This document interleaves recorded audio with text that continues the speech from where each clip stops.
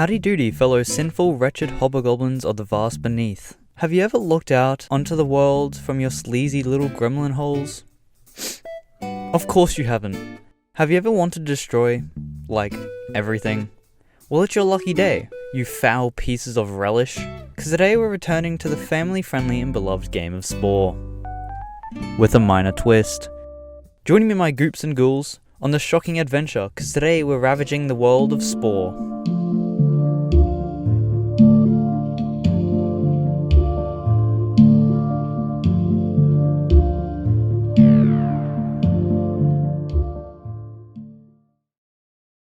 Beginning our adventure on the big space rock, Girth.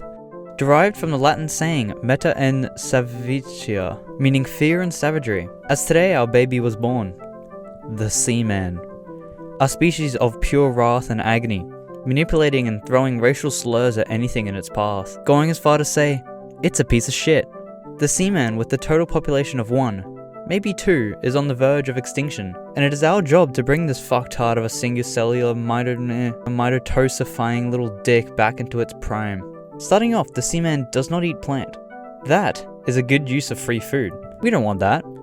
Here we have the Seaman in its natural habitat, causing the most havoc and agony it can possibly achieve with its tiny petite mouth. 10 million years have passed, the Seaman has obtained an exquisite form, with the streamlined bulbous head and scrawny body, built like a ferocious predator with one thing in its empty skull. Destroy all other organisms. One by one the organisms fall prey to the Seaman's ferocious nature. One by one the Seaman reproduce more wretched offspring. One by one the Seaman evolves and becomes the feral tyrant it had once wished to become. But now it feels empty. It needs more agony, more terror. There is not enough screaming. There is not enough cells in this ocean to satisfy this ravaging creature. The Seaman aims for land.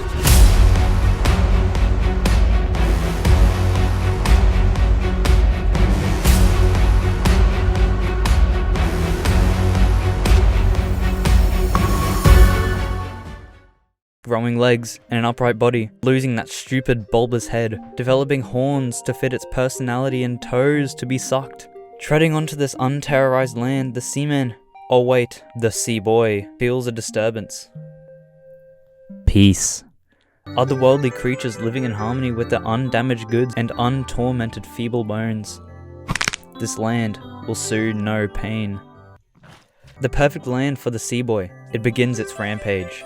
Excited by its new prospects, it begins dancing. As is the way of life for a marshmallow-esque piece of shit. They evolve, gaining new eyes, fit for a Satan spawn, arms used to strangle their reluctant prey, and a mouth for sucking. An unforeseen side effect of the Seaboy's crazy and sporadic nature is the petrifying ability to become so aroused an egg is manifested by even a glaze at the bosom of another Seaboy, speeding up the evolution process by 89.9%.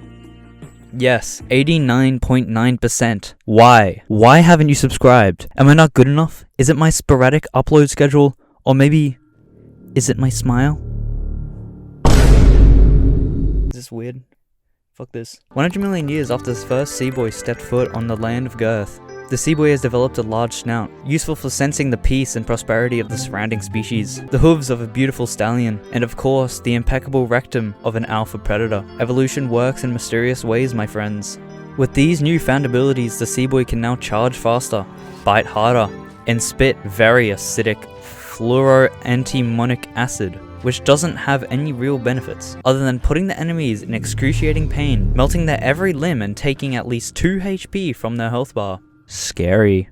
A side effect of using this undeniably practical fluoroantimonic acid, even more crazed and infatuated with destroying all other species. This is present especially in this Seaboy, which had developed a form of auditory hallucination, hearing voices of bizarre species speaking of extraordinarily horrific things. If I chop you up in a meat grinder, doesn't even say that, man. You're so incorrect. That's me. No, I said that. Yes, you did say that. I'm gonna put it in a meat grinder. The game was very well. What would happen? Overtime. I'm opening these notes, huh? Amber, and I'm gonna make this Boston boss. For real, for real. For real? 5,000 years in the future, the Seaboy had ravaged all creatures in a 20 by 20 kilometer radius. Once again unsatisfied, the Seaboy ventures out for new lands, and leaving the newborn behind, of course. This one shall be named Timio, or Tim for short.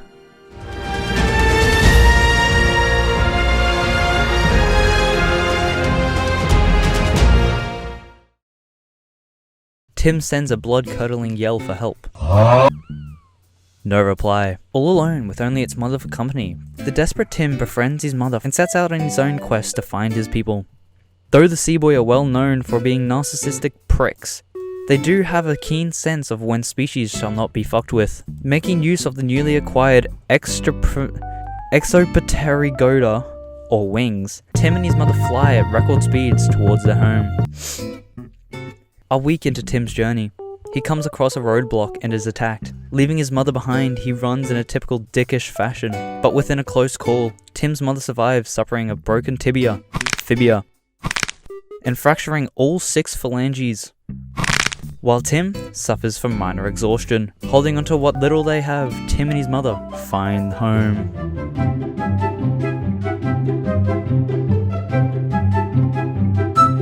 "200,000 years pass. The Seaboy have developed new, more aggressive and specialized feet, looking much like modern dogs. With the newfound abilities, the Seaboy continue their rampage for another 5 million years. It is now the Seaboy have reached its final evolutionary form, gaining an extra finger, fit for grasping, and new devilish features, fit for a creature of devilish standings. This new form has seen extra growth compared to the last, allowing for moderately sized brain to grow, and giving the species enough strength to hold a stick, which was used in typical Seaboy fashion to throw at the nearest scrawny loser, who was immediately chased down begging for their life. But what you don't know is that this is the famous act of the Magnus Jism, a well-known turn-on for the Seaboys.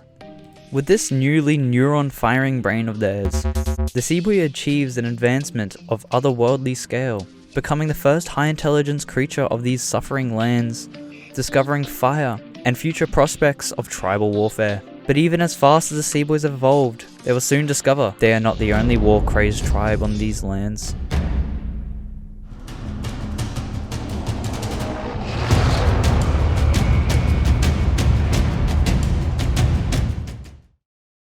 With the newly found power the Seaboys have acquired, they become even more arrogant and chaos-driven. The Seaboys have grown bored of their old beating and schmeating of the native wildlife. Lucky for the wild creatures, but unlucky for the nearby tribal residents, ravaging their first, second, and third colonies with only minor setbacks. The Seaboys have acquired a newly tactical placed belt to subdue the Seaboys' crippling and constant arousal, as well as a backpack, because why not? Many years have passed since the first Seaboy discovered flame. The Seaboy have become an intimidating species. Now only 2 tribes stand in the path of complete chaos and world domination.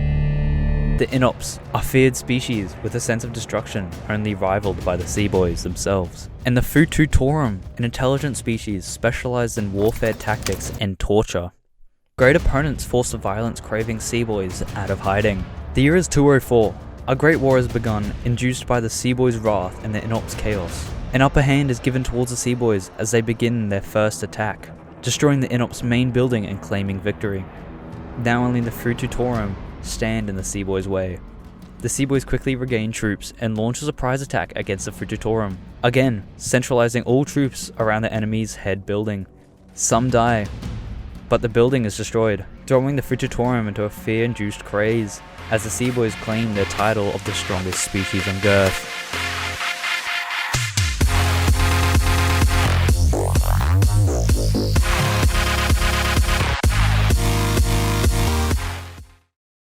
The Seaboys have formed a civilized society, where the inventions flow, free species prospering, and the middle class is praised. Who am I kidding? The Seaboys have become more ravagous than ever, only united by their taste for blood, but some detest. Some heathens of society put down the blade and pick up the cross, becoming believers in peace and prosperity for all. We can't be having that. Society split, some wanting a change while others just want more bloodshed. The Seaboys over the years have become more dignified in their chaos, indicated by the moustache grown upon the Seaboy's snout. Buildings made for the main purpose of training and capitalism, which according to some experts within the Seaboy civilization is the true route of chaos. After a few, unsuccessful simulations, The Seaboys have come up with a plan. With their singular spice geyser, they will farm profits, create the most optimal, efficient, and defended city possibly made. It was time. The Seaboys have grown bored of cellular battles. They grew bored of savage creature conflicts. They grew bored of interspecies warfare, so they developed cars, boats, cities, and now the only thing that can satisfy their colony's bloodlust is destroying themselves. The year is 3042. 3 whole cities have fallen to the tyranny of the Seaboys. The now united and enlarged civilization have created planes, gravity-defying vehicles which allow for greater military strength. But this is not the end of the Seaboys' struggle for power. The smartest minds within the civilization have developed some new and so-called weapons of mass destruction, which should conveniently be tested on the nearest unknowing enemy.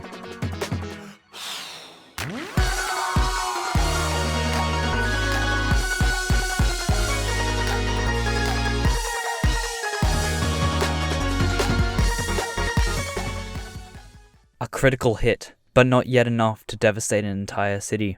The Seaboys need more. Cleaning up the mess, the development of a new weapon continues. It is complete. The end of all civilizations is closing in, taking a final look at the opposing civilizations. The nuke all fucking cities button is pressed.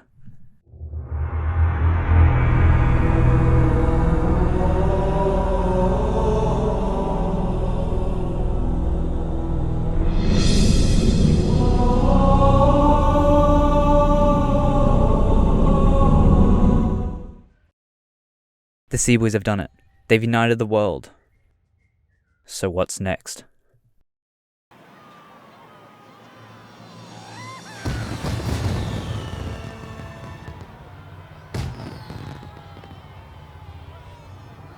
Now, if you think I'm going to play the space stage, you're wrong.